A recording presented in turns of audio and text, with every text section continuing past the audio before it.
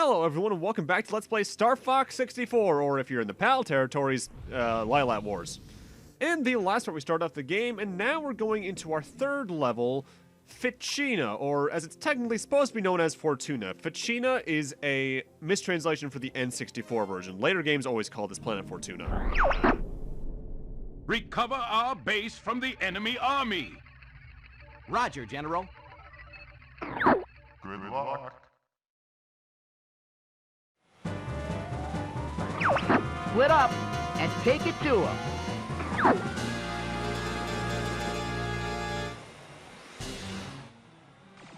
So, all-range mode isn't entirely just for certain boss fights in Star Fox 64. There's some levels that take place entirely within it.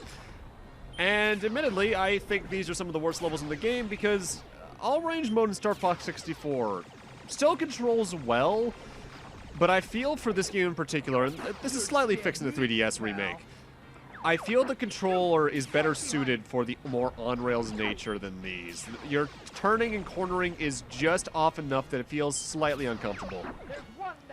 With that said, your main strategy here is hunting down any of the white dots on the map. Those are enemies, but I wouldn't recommend spam firing at them with your normal lasers. Just do the charge shot because they're turning at such a rate usually as well that's honestly hard to hit them. Also, another thing that's harder about this in these levels, I feel, helping your allies when they're being chased can be really picky because sometimes they're at such inopportune positions compared to where you are. It's kind of hard to help them before they take some significant damage from time to time. Thankfully, though, you're not out of luck when it comes to drops. Sometimes enemies will drop items. Also, there's usually little items you can destroy around for extra hits or extra items. In this case, it's usually little satellites. Ships coming out of the base. A bomb has been planted at the base. Gee, can anyone take care of it? Can't let you do that, Star Fox. Andros has ordered us to take you down. Happy, long time no see. Andros's enemy is my enemy. Just what I need to see. Star Wars. Let's take care of these guys first. Fox, I feel you interrupted Wolf there, but now we have a rival team new to the series. This is Star Wolf. They are basically AI versions of your entire crew that will systematically try to hunt down you all, although they tend to target one person at a time, unless they take down one of your allies, in which case two will usually focus on one, and then so on and so forth, until there's probably just you remaining.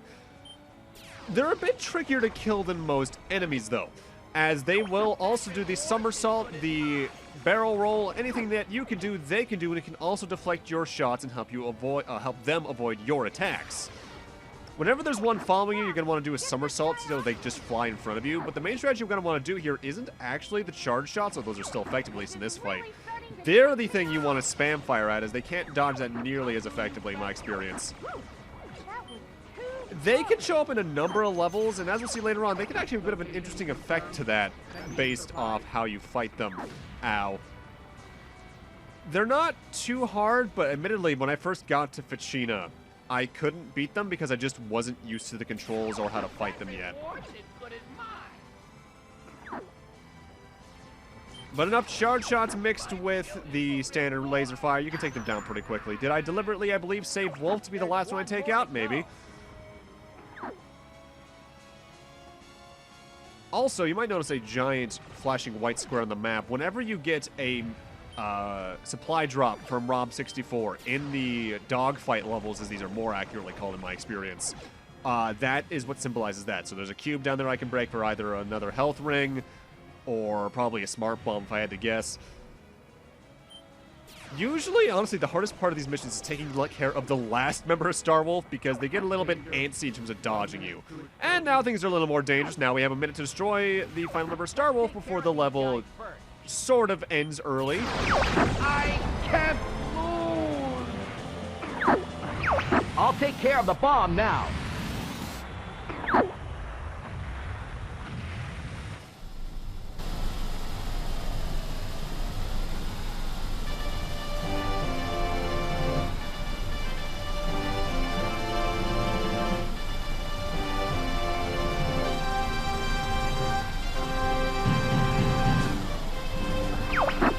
aircraft report. Hey, we made it! Bob, take it easy. That was a close call, Fox. You may have noticed something a little bit different there. Last part we entirely got mission complete text at the end of the mission, but there we just got a mission accomplished. That's because we beat Starwolf. By playing the level in that way, you're probably also going to get a gold medal. I'll talk more about what those are probably in the next level. But we also get to go to this level, Solar. Depending on how you go through levels in this game, you can take completely different pathways. I'll talk more about that in a minute, though, because let's go back into Fortuna and take a look at something. So if that's what happens when we beat Starwolf, let's take a look at what happens if we don't. The best way to do this, in my eyes, is wait for them to show up, and then completely ignore them except for the very last member. Because usually the AI partners aren't very skilled at taking out the last member because they're relatively antsy. So you can probably just vibe and they'll survive no problem. When that timer reaches its conclusion, the level ends completely differently. So let's take a look at that. Bomb exploding. Keep clear. Looks like we win today, Star Fox. Emergency maneuvers! Get out of there!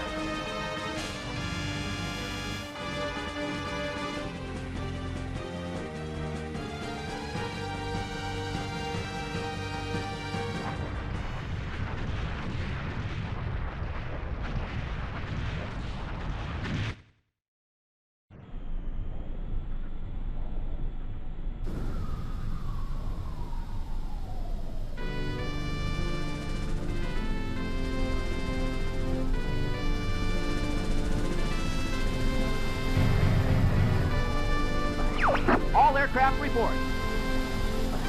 They almost got us! I'm not too crazy about those guys. So that's Starwolf. By letting the bomb explode, we get the mission complete text, and we're taking it to a completely different level, which is the one we're going to be actually doing next. Before I go into the main rant I'm about to go into, I guess more explanation. Fortuna, not too hard for me nowadays. Defeating Starwolf can be a bit intimidating for new players, but I think nowadays it's a pretty simple level, all things considered. That takes us onto this level, Sector X. But let's talk about what just happened. So, here's how the game works. Star Fox 64 is split into 16 levels across 3 separate paths. Not counting the 2 versions of the final level Venom, 9 of the remaining 14 levels have alternate exits that lead you along said 3 paths. Those are considered going from right to left to the easy, normal, and hard routes for the game, each ending at Venom. The difficulties are partially dependent on actual mission difficulty or the difficulty of reaching the true ending of that stage, known as an accomplished mission rather than a completed mission. Due to this, there are 25 different level routes you can take in playing in the game, all up to your skill or preference. There are also even some notable examples like the Miyamoto route from the official strategy guide that takes you through each of the sector levels before ending off at the true ending. For simplicity's sake, moving forward, the way this LP is going to be structured is path by path, level for level. For example, we're already about halfway through path 1, but moving forward we're showing all exits to a level before moving on to the next one until we finish path 1, in which case we'll repeat that for path 2 and finally path 3. The only exceptions for this are in Meteo and Corneria, as those exits will be shown at the start of path 2 and 3 respectively, just to give each path a proper starting point. With that though, let's get back into the game itself for Sector X. That animation took me a while to make, and I just want to go on to the next thing. Reports indicate that Andros is working on some secret weapon. I'll check it out. Good luck.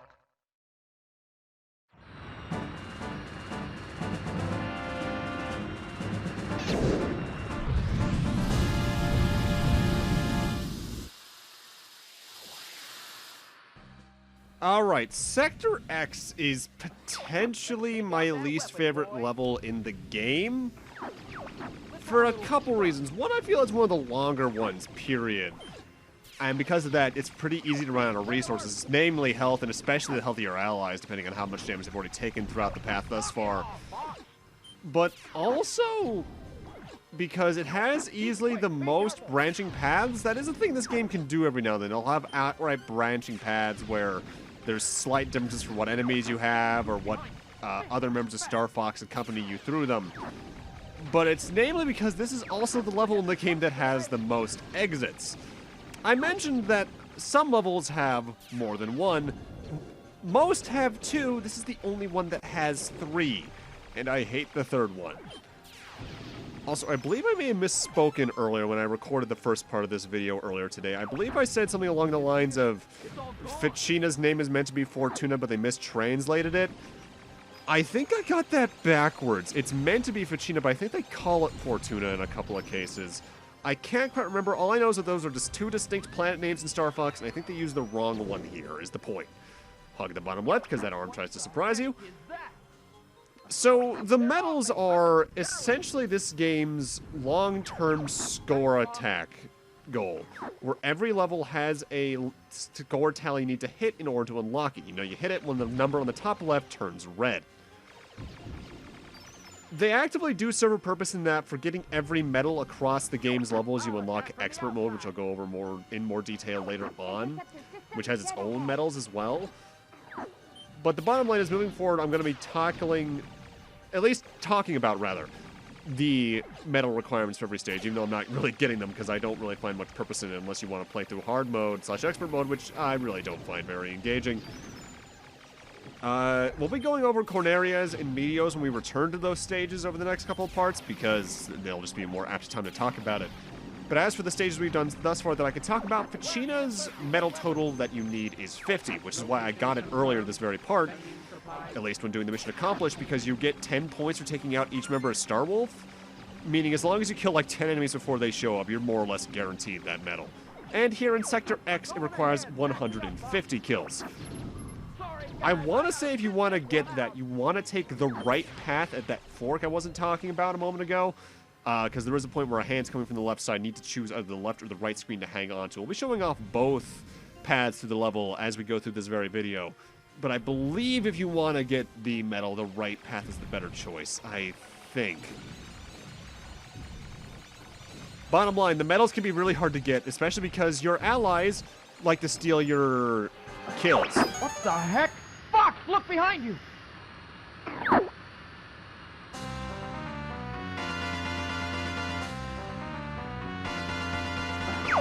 So this is the secret weapon. Destroy. Destroy. Enemy shield analyzed. I will terminate all enemies. Also notable is that I believe in order to get a medal in the N64 version, all three of your allies need to be alive. Either way, this is the Spy Borg. This thing will make swipes with its left and right hand while it's rotating its head, and when it's facing forward, it'll just zap you with some electricity. Shoot at the eyes, they're the weak point, but they're admittedly kind of hard to hit because it's just out of your view where you have to slightly tap up on the analog stick. Sometimes it'll back up and shoot its fists at you, but then it just tries to taunt you, and that leaves it super open to damage. Yippee! You did it! Huh? What? The view is clear. Alright, now it has a phase 2 where it gets a little more rampant with throwing things at you in its arms, but its weak point's the exact same, just slightly smaller. Just make sure you mash the button here, because we actually have a bit of a minor time we'll talk about in a little bit. I must be complete.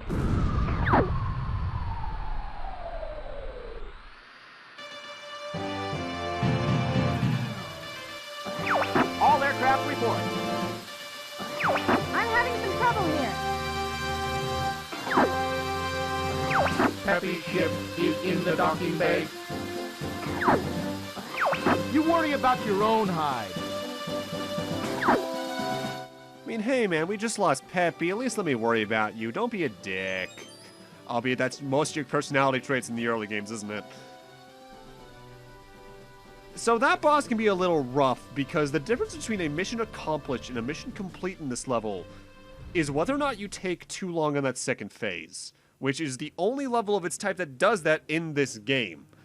There are other timed accomplished versus completes, as we've seen before, but not quite as strict as that one is, and that takes us onto this level, Macbeth. But now let's head back into the game, and before we actually go take a look at the boss, let's take a look at the left path, because this is an important one. The right path is great for getting the medal from memory, but if you want to get the third exit that this level requires, you need to come here anyway. With that said, we're not going to be seeing that for a little bit still, because I have to take a look at the mission complete ending. This is another level that really wants you to start using your boost and your brake effectively. Admittedly, that is pretty instrumental in making sure you don't take a lot of damage in the long run in the game. But I honestly find you can just boost through most of it. It usually won't punish you too much. Now, I should note, the 3DS version did change the medal system quite a bit, and I believe they added a proper score attack mode, and they even added further ranks of medals, like bronze and silver instead of the gold that this game has.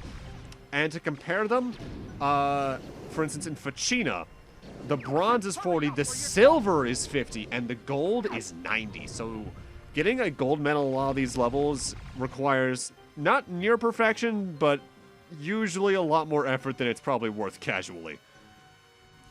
This point, though, in particular, is right about where the routes converge. There's a little bit more here, because I think you don't fight this particular moth enemy on the right path, but we're more or less at the boss already. Again, the paths aren't exactly long, is the point here. What the heck? Fox, look behind you! So now let's talk about how the boss differentiates. The first phase is completely unchanged if you're going for the complete ending versus the accomplished. Hence why I'm speeding it up here. It is entirely the second phase that determines it. You can take as long as you want here in this first phase and you'll be completely fine. If anything, taking your time is probably preferable, because not only does it mean you can probably mash the button a bit better, taking out more HP early on, but it also means you probably won't take as much damage in the meantime.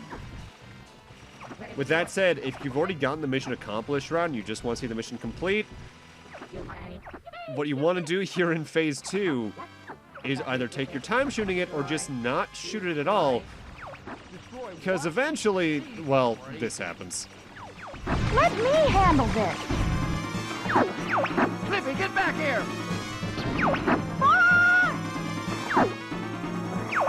Flippy!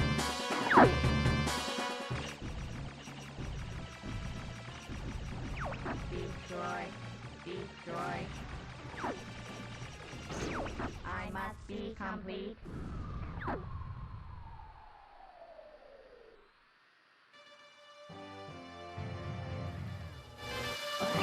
Rob, can you confirm Flippy's location? Distress signal coming from Titania. Looks like he's on Titania! Flippy can be such a headache. And that makes our next level that we're actually going to be tackling, because it's along Path 1, Titania. Casually, I would actually recommend not going here, because this level can be kinda rough. But before we take a look at that, I did mention this is the only level that has a third exit. So let's take a look at that. You need to be along the left path during the later third of the level, and you need to make sure you're being really liberal with your brake here, because you see this little gray rectangle thing? Shoot the ever-loving shit out of it. It turns red and opens up. After passing through, there's another one. Do the same thing there, and there's going to be, I think, another one or two exactly after this. You need to really mash the shit out of the button to get through this. You can hit them, but doing that just makes it so that you take damage and you can't do what I'm about to do. I paused there to rest my hand because I am mashing like I can't believe. After you do all of these, we are treated to what is, well, our first warp. Remember the black hole from the first game? Time for this game's version of that. This one moves too, just to be more of a dick.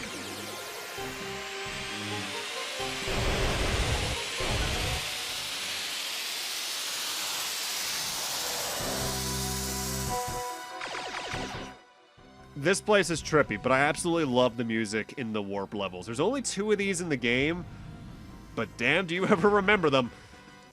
There's also not much of threat in them. There's a couple of enemies, yeah, but I find they seldom attack you. I think they're mostly there just for score attack. If there's any way that the left path balances out getting the medal, it's probably this. In fact, I think this is how I got the medal my first time, maybe? It's been a while. I've only ever gotten an expert mode unlocked maybe once. It's not something I like to go for. The bigger threat in these sections is honestly the geometry, because it moves in a way that feels...